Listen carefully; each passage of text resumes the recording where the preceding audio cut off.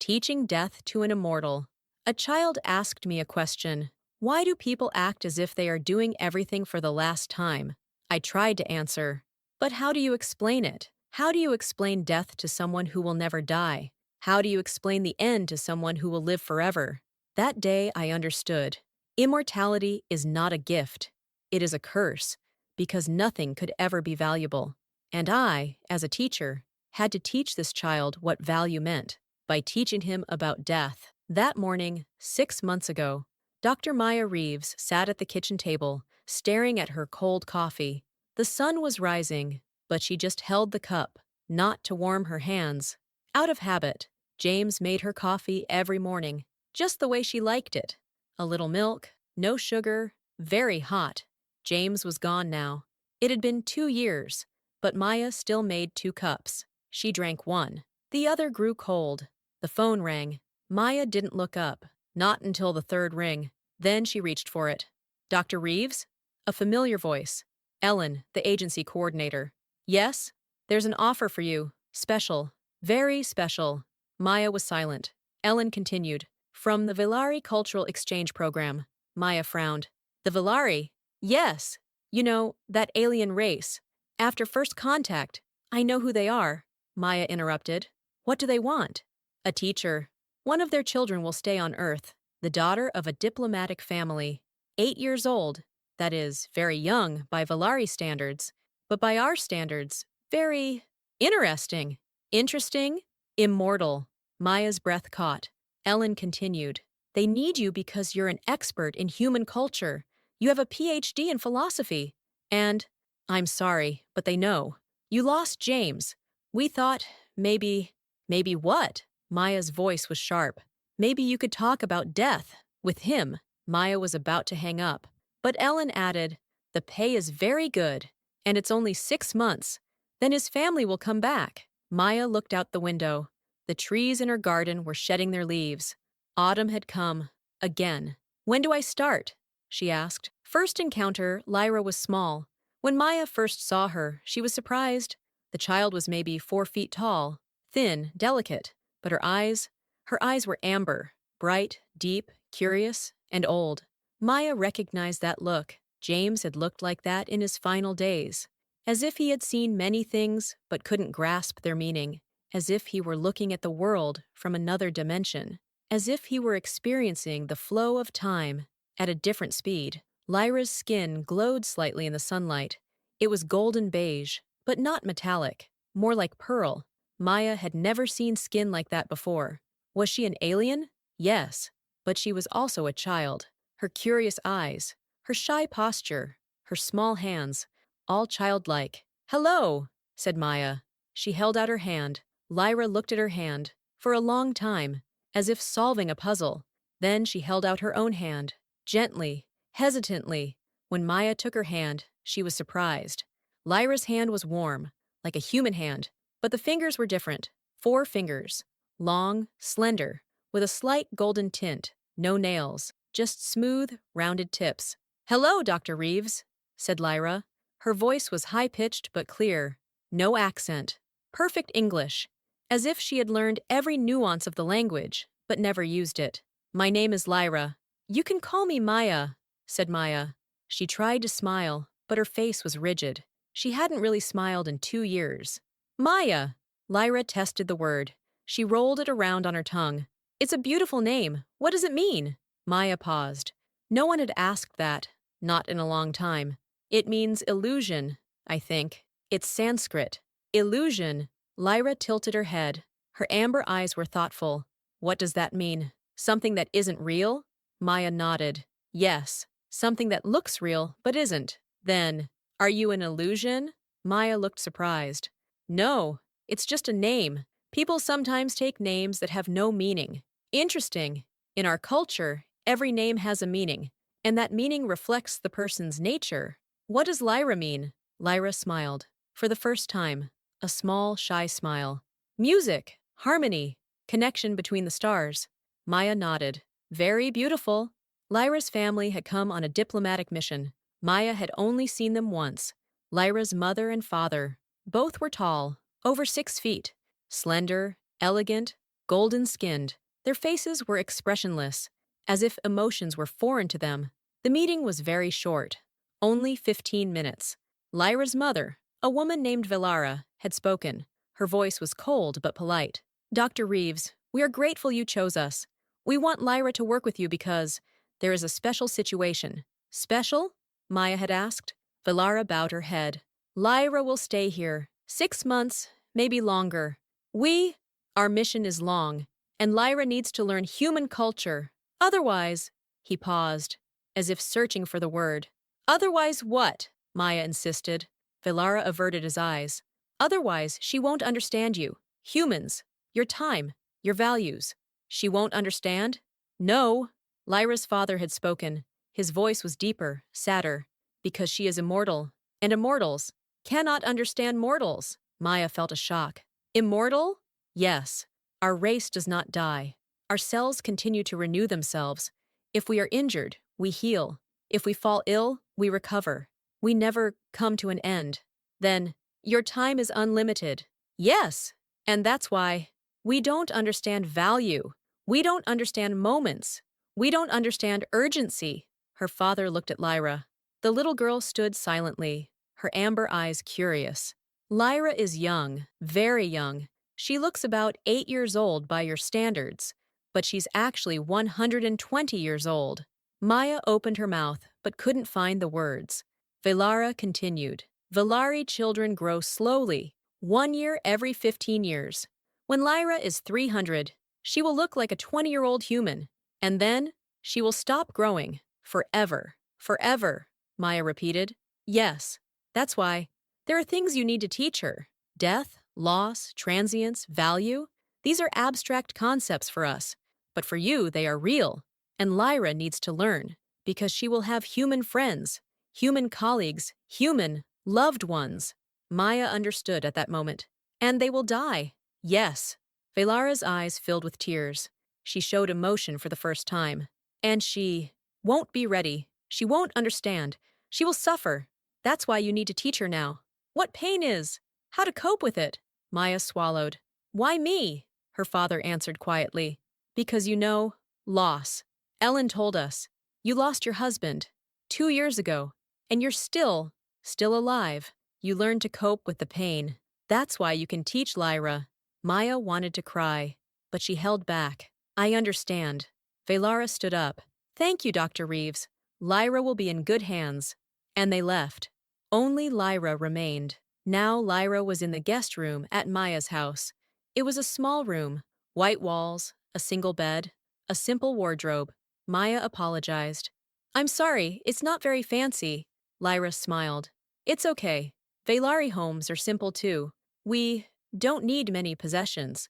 Because we have a lot of time. Things just pile up. Maya nodded. She was trying to understand. Lyra had gone to the window. Outside, a child was skateboarding, 10 years old maybe. His hair was blowing in the wind. He was going downhill. Fast. Very fast. Then he stumbled. He fell. His knees hit the ground. His hands scraped. Blood seeped out. Lyra leaned forward. Her eyes widened. He's hurt. Maya came over immediately. Yes, but it's okay. It's okay? But there's blood. Yes, but he'll be fine. In a few days. The boy got up. He wiped his hands on his pants. He picked up his skateboard. And he smiled. Then he tried again. Lyra was confused. Why is he smiling? Doesn't it hurt? He is. But he doesn't care. Because he's learning. If he wants to try, he has to accept falling. You have to fall to learn? Maya nodded. Sometimes. Yes. Lyra watched for a long time. The child fell. Again and again. But each time he got up, he laughed. She tried again. Interesting, said Lyra. Her voice was thoughtful. Veylari children never fall. Because we move slowly. People who are in no hurry never stumble. Maya looked at her. But people who are in no hurry never fly either. Lyra turned. Her amber eyes locked with Maya's. Fly? It means to be free, to take risks, to try, to live. Lyra looked at the window again. I'm beginning to understand. Maybe. The first week was very strange. Lyra questioned everything. Why do you eat? She asked. Because I'm hungry. What does hungry mean? Maya paused. My body needs energy. If I don't eat, I get weak. What does weak mean? I die. Die! Lyra repeated the word, but it was meaningless, like a dictionary word, not a real concept. Maya understood. Lyra didn't know death, because she was immortal. On the third day, Maya took Lyra to school. Well, it wasn't exactly a school. It was a library, but there were children there. Lyra watched them. A girl was reading a book, quickly, turning the pages. Why is she reading so fast? Lyra asked. Because she doesn't have time. Her mother will be here in half an hour. She has to go home. Half an hour? How long is that? Maya showed her watch. This long. When this line gets here. Lyra looked at the clock. For a long time. Time? Is it measured? Yes. Why? Maya swallowed. Because. It's limited. We have very little time. That's why we measure it. Lyra was confused. Maya could see it. We have time, said Lyra. Plenty of time. Always. I know, Maya said quietly. But we don't. That night, Maya sat in the garden. It was cool, but she didn't care.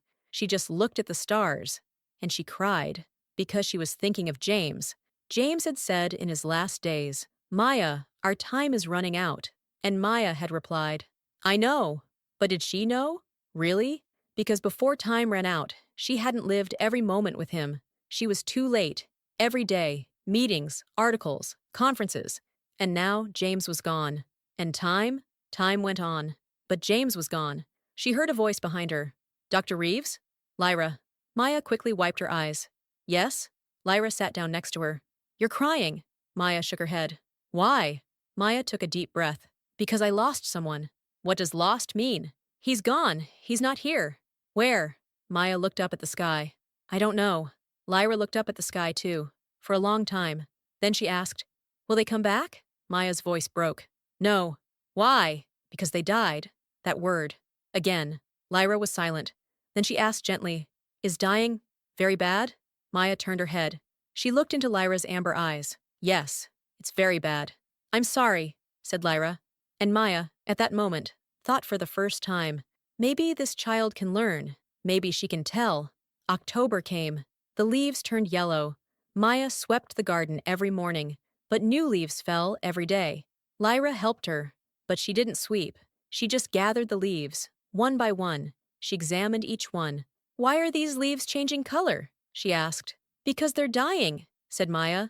Lyra stopped. She looked at her hand. A red-orange leaf. Are they dying? Yes. But the tree is still alive. Yes.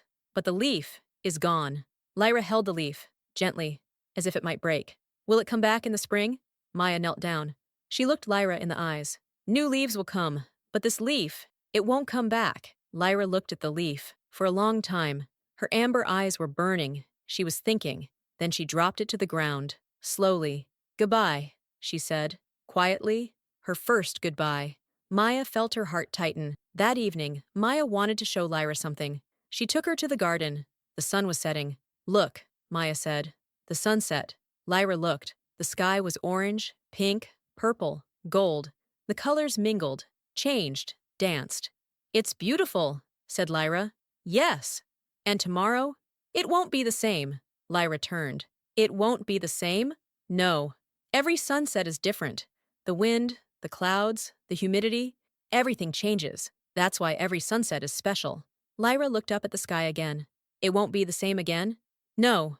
Lyra smiled. Her first real smile. Then, it's very precious. Maya nodded. Her eyes were filled with tears. Yes, Lyra, very precious. One night, Lyra entered Maya's study. Maya was looking at old photographs. Photographs of James. Lyra approached quietly. She looked at the photograph. Who is he? She asked. Maya didn't turn around. My husband. James. Your husband. Lyra tested the word. What does that mean? The person I loved.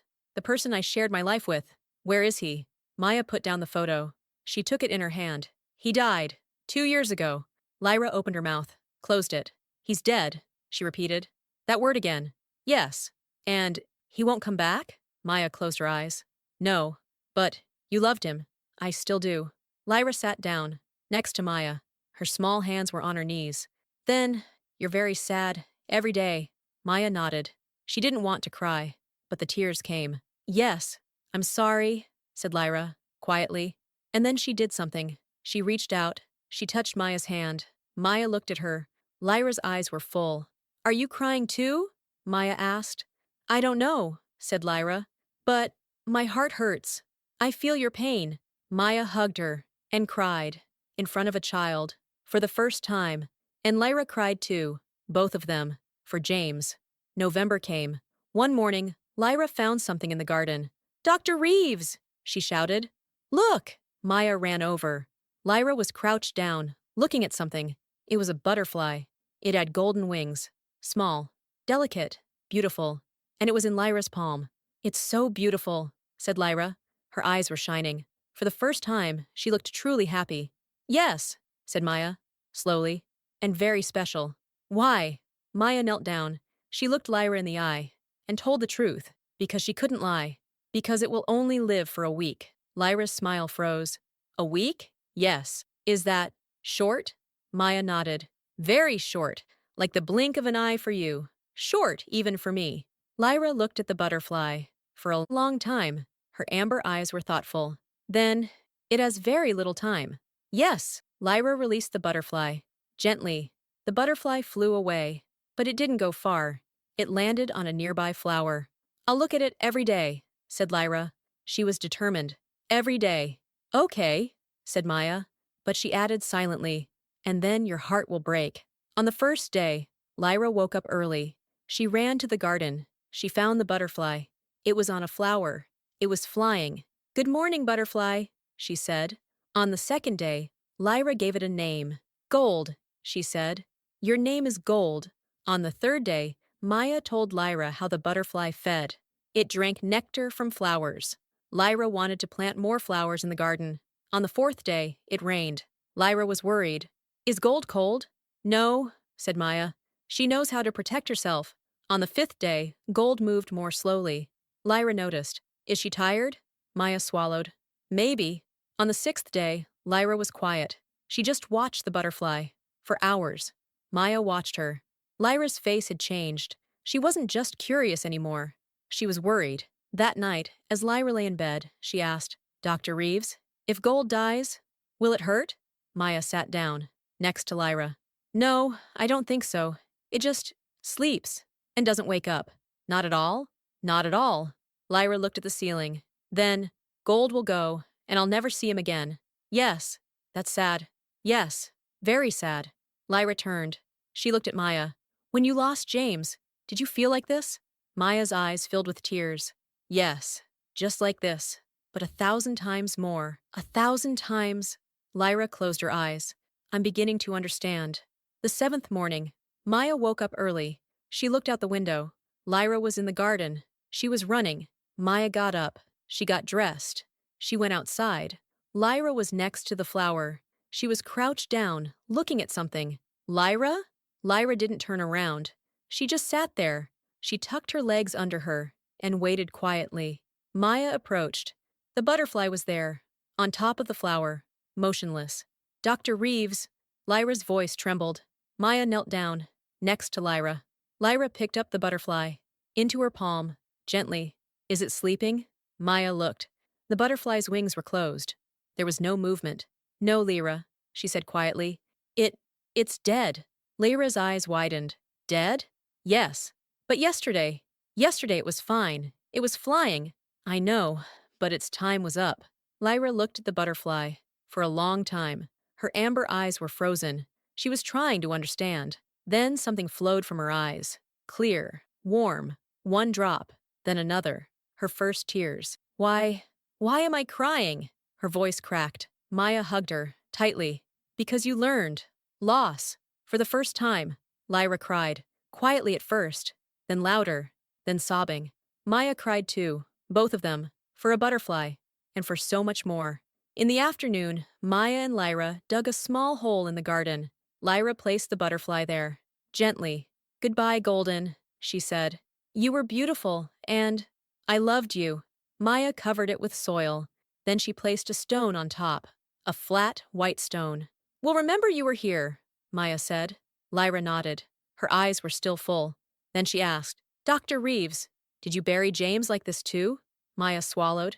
Yes, but in a bigger place. A place called a cemetery. Can I see it? Maya paused. She hadn't been there in 2 years. She was afraid, because it would be real, but she looked at Lyra. The child's face was serious. She wanted to know. Okay, Maya said. We'll go tomorrow. The next day they drove there. The cemetery was outside the city, between the hills, quiet, peaceful. Maya parked the car. She didn't get out. She just stared at the steering wheel. Dr. Reeves? Lyra waited. Maya took a deep breath. I'm sorry, it's just hard. Understandable, said Lyra. For the first time, she'd used that word correctly. The two walked. The graves were lined up. Stones, flowers, names. Maya found James's grave. She stopped there. Lyra came up beside her. She read the stone. James Michael Reeves, 1989 to 2023. Beloved husband, friend, teacher. He was a teacher? Lyra asked. Yes. He was a high school math teacher. You're a teacher too. Yes. Maya smiled. A bitter smile. We're both teachers. Lyra crouched down. In front of the grave, she placed her hand on the ground. Here? Is James here? His body. Yes. His body. Lyra thought. But his spirit? Do you believe in spirits? Maya sat down, on the grass. I don't know. Sometimes I do. Sometimes I don't. If there is a soul, where is James? Maybe in the sky. Maybe around us. Maybe in memories. Lyra lifted her head. She looked at Maya. You mean he lives on in memories? Yes. Then, he's not really dead? Maya paused. She thought. Then she replied. His body died. But his memories, no, they still live. In me. Lyra nodded. I understand. Gold is like that too. He's gone now. But I remember him. Every day, every flight. Maya hugged her. Yes, Lyra. Just like that. On the way back from the cemetery, Lyra asked, Dr. Reeves, when you die, will you remember me? Maya's heart skipped a beat. I won't die. Not yet. But one day you will. Yes. And I will still be alive. Yes. Lyra looked out the window. Then I will remember you. Every day of yours. Every lesson of ours. Maya tried to keep her eyes on the road, but tears got in the way. Thank you, Lyra. It's sad, said Lyra. But also beautiful, isn't it? Yes, said Maya. Exactly. For the rest of November, Lyra changed. She was quieter, but also more thoughtful. She began to see people differently. One day, in the library, she saw an old man. He was walking slowly, with a cane. Why is that man walking slowly? Lyra asked. He's old, Maya said. His body's getting old. Getting old? Yes, we all get old. With time. Lyra looked at the man. For a long time. Will he die too? Yes, maybe soon. Lyra asked gently. Is he sad? I don't know. Maybe, maybe not. Some people are ready. Can you be ready? Maya paused. She thought, I suppose so. If you've lived a good life. If you've loved. If you were loved. Lyra nodded. Then she walked up to the man. Hello, she said. The man was surprised. Then he smiled. Hello, little one. I hope you're having a good day, said Lyra. The man's smile widened. You too, my dear. You too. Lyra turned back. She looked at Maya. I made him happy. Yes, said Maya. Her eyes were full. You did. Another day, Lyra saw a child in the park. The child was on a swing. He was swinging high. He was laughing. That child is very happy, said Lyra. Yes. Will he die too, one day? Yes. But he's happy now. Yes. Lyra turned. She looked at Maya. Then, does death make this moment precious to him? Maya nodded. Her throat tightened. Yes, Lyra, just like that. Lyra smiled. I understand. Now. December came. Snow fell. Lyra saw snow for the first time. She was surprised. Is this temporary too? She asked. Yes, said Maya. It will melt when spring comes. Lyra ran outside. She caught snowflakes. She was laughing. Maya watched her from the window, and she realized Lyra was different now. She was experiencing everything now, every moment, as if it were her last, because she knew every moment was special. It would never come again. On Christmas Day, Maya and Lyra cooked dinner together. They sang songs. They made jokes. They laughed. Maya hadn't felt this happy in a long time. In the evening, they sat by the fire. Dr. Reeves, said Lyra, can I ask you a question? Of course. Are you still sad? About James? Maya paused. She thought, I'm still sad, but it's not the same anymore. I remember better now. The good memories, The love instead of the pain. Is love stronger than pain? Yes, much stronger. Lyra nodded. I understand. Then she added, I love you too, Dr. Reeves. When you die, I will be very sad, but I will remember you, and that love will be stronger than the pain. Maya hugged her. She cried, but this time it was tears of joy. I love you too, Lyra. January came. Lyra's family sent a message. Their mission was over. They were coming home, 2 weeks later. When Maya heard the news, her heart broke. Lyra was sad too, but she was ready. I knew, she said. Everything is temporary. Maya nodded. Yes, but this was beautiful, wasn't it? Yes, very beautiful. In her final days, Maya wanted to teach Lyra one last thing. Lyra, she said, I want to take you somewhere.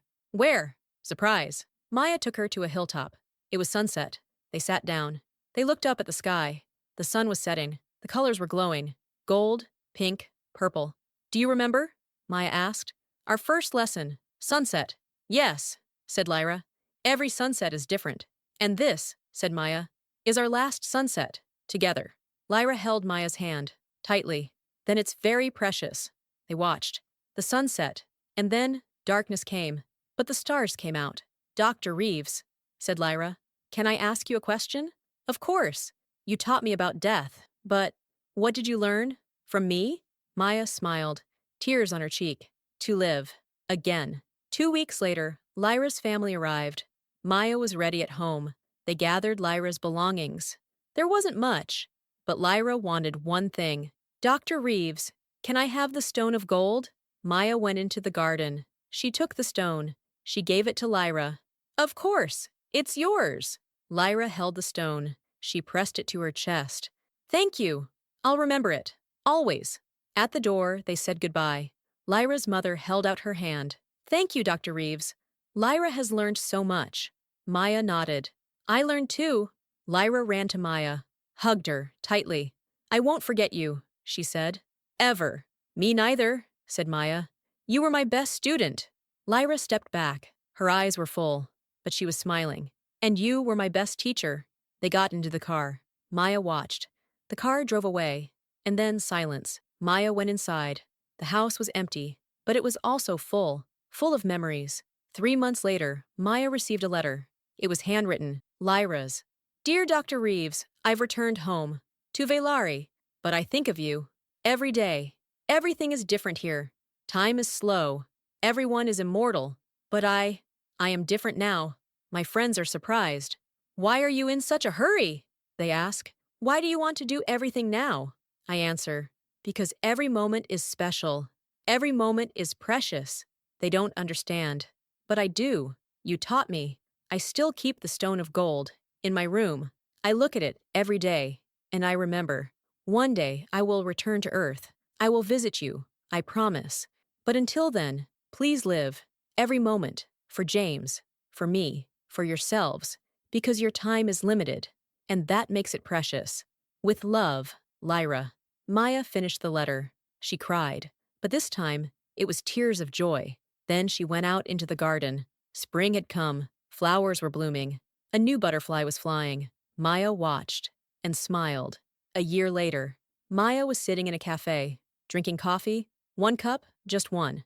The door opened. Someone entered. Maya looked up and felt her heart stop. Dr. Reeves? It was Lyra. She was taller, but the same Lyra. Amber eyes, silver gold hair. Lyra! Maya jumped up, ran, hugged her. You came back! I promised, said Lyra. She was smiling. They sat down. How are you? Asked Maya. I'm fine. And you? Maya looked out the window. People were running, laughing, living. I'm fine too. Very well. Do you remember James? Every day. Are you sad? Sometimes. But now I'm grateful. Because I knew him. I loved him. And I was loved. Lyra nodded. I understand. That's the essence of value. Maya smiled. Yes, you understand too. Lyra looked out the window. Yes. And now, I'm living too. Every moment. Even if I'm immortal. That's beautiful, Lyra. You taught me. No, said Maya. You taught me to live again. That day, the two of them went for a walk. To the park, to the riverbank, to the gardens. And everywhere, there was life. Flowers, children, butterflies. and everything was temporary.